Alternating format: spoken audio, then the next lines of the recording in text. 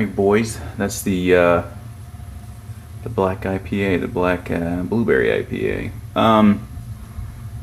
The blueberry, the color is not as dark as last time. I don't know. I don't know if the just me changing it up to a 10-gallon batch kind of mess with it or whatever. But it's more of a brown, almost like a really really dark mahogany.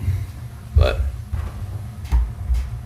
it's got that very familiar smell. It's got some roast in it, but the blueberries are pretty prevalent there. It's got a nice little head. It's been on the gas. Finished carboning it. Let's see, Monday. I think it was Monday. But yeah, smells good. You can barely get some hops in the back end. Right now it's all blueberry. But yeah, you can get a little bit of roast on it.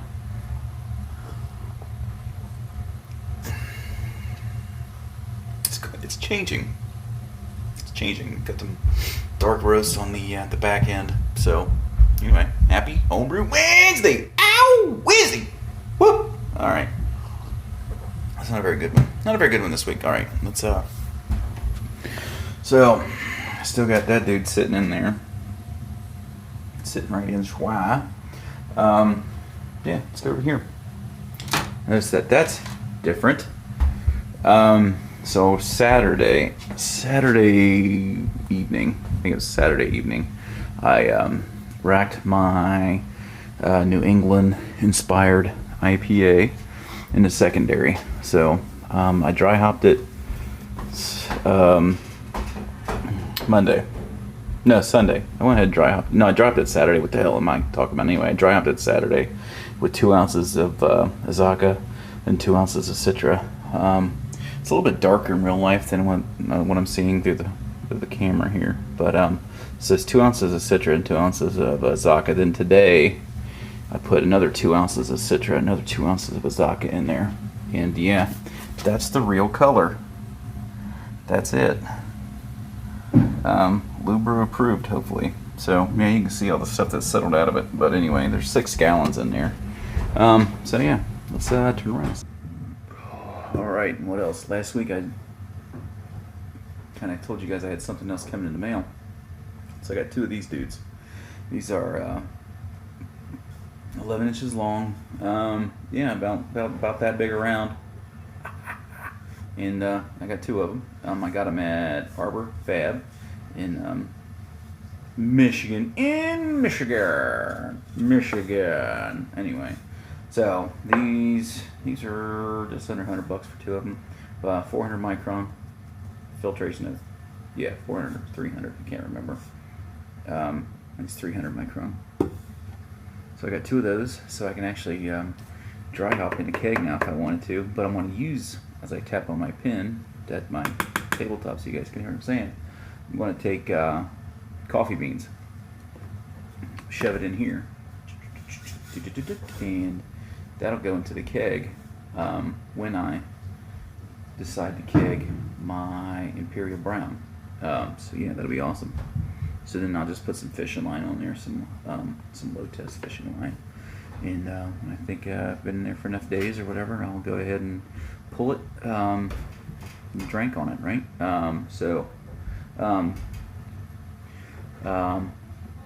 Yeah, thinking the black IPA that finished just about 7.8%,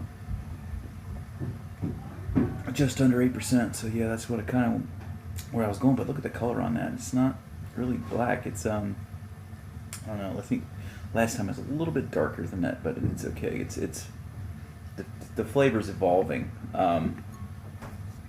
It's been in the keg now for just over a week. So it's changing. It's got to age a little bit, right? Kind of all that stuff kind of settles out, and all the residual stuff from the blueberries and the yeast and all that kind of stuff just kind of goes away, and the beer changes flavor, and then it hits its sweet spot. But the New England IPA, that thing finished at 10.14, so that puts it just a tick under 7%. I'm back. Did you miss me? No. Okay. So then The New England IPA just finished just under 7, about 7.6%. 7, yeah, something like that. So, about what I wanted. A 7.5% beer. It's just fine. So that's that. Yeah, I haven't checked what's in the fermentation fridge yet. But, one thing I was thinking about Saturday, this thing right here, I was out doing a little day drinking, not much, I mean, just samples here, samples there. But I was at my local homebrew shop, and they also brew. They have a license. They are professional brewers there. And I had a pint of a pale ale with black peppercorns in it. That's really good. Yeah, I went into it kind of hoping it was going to be good. The little taste sample I got was good, so I went ahead and had it, and it was a really good beer. Obviously, the hops were pretty earthy hops. It wasn't like a zombie dust where somebody just threw some black peppers in it, but it was really, really good. I was, I wouldn't say inspired, but it'd be something, it'd be something to think about possibly down the road. So yeah, as squirrel, oh, look, something shiny. As I kind of dart around here, yeah, but I need to check the gravity in the fermentation chamber there. See what that dude's down to, because I got plans for that. Andrew and I have plans for that. So, I also this week, Monday, 2 days ago, right? No, yeah, my brain running out of my ears. Monday evening, thanks Tuesday. So yesterday, when I got home from work, I had a box from Dan Dislet's, Mr. F. Let's Brew It, and it was cheese. So I've got some Dan Dislet cheese. I need to get into that this weekend, or maybe later on this week. But yeah, super excited, really pumped about that. I don't have it with me. I don't have pictures of it, but trust me, it's there. It is in my refrigerator. So yeah, I got that, and I was informed today that I've got beer mail on the way.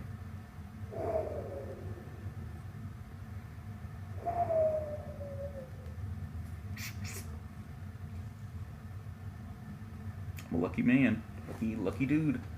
So yeah, and then Mike Dean tagged me for the frequently asked questions that's been going around the internet in the BrewTube beer review community. So hey, maybe I might sit down and do that. I don't know. I think I've got a beer that I want to talk about. It's not something I made. It's a beer I got in the mail. Had it in the mail now for a while. It's a clone of another beer. And I recently had that beer. So I may just sit down and maybe drink that a little bit, talk about that beer a little bit, maybe answer some questions. My life's pretty boring. My beer background's pretty boring. Actually, I did a video, a 22 ounce Tuesday video, probably a year and change, and I kind of talked about a lot of the stuff, how I got into it, how long I've been doing it, but whatever. We can go over this stuff again, and yeah. So I think I'm gonna go ahead and excuse me. This beer's coming around. It's changed a lot.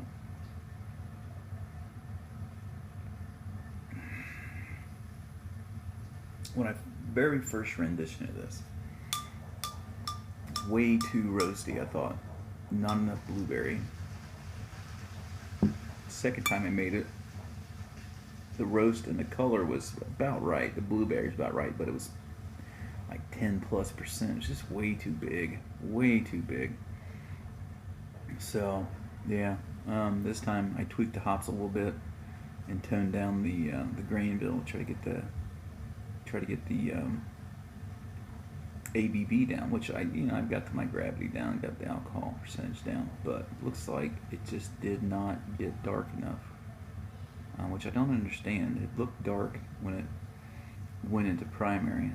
I guess it was a light dark, kind of a light black, and I guess some of the blueberry juice has kind of changed it a little bit, kind of tweaked it a little bit, but it's got a really nice kind of bitterness. But when you use blueberries, you kind of get this little bit of an acidic bite to it, and that's kind of where it's at. And I've read and I've heard that comes from the skins of the blueberries. But it's good. It's all right. It's okay.